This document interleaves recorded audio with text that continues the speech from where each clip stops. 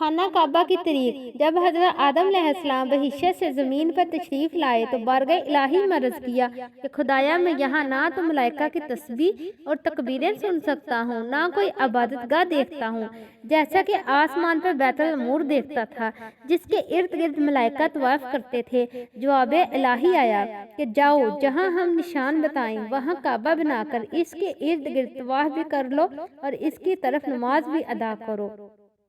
हज़रत जिब्राईल अलैहिस्सलाम इनकी रहबरी के लिए इनके साथ चल पड़े, इन्हें वहां लाए जहां से ज़मीन बनी थी, यानी जिस जगह पर जाग पैदा हुआ था, और फिर वही जाग पैदा होकर पूरी ज़मीन बनी।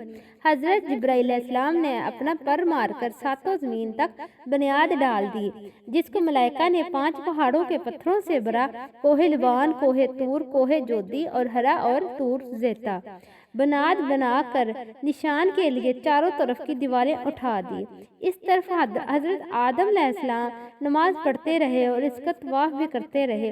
तूफान नूही तक काबा इसी हालत में रहा। इस वक्त वो इमारत तो आसमान पर उठा ली गई और काबा की जगह ऊंचे टीले की तरह रह गई, मगर लोग फिर भी बरकत के लिए यहाँ आते थे और आकर दुआएं मांगते थे। फिर हज़रत इब्राहीम अलैहिस्सलाम के ज़माने तक काबा इसी हालत में रहा।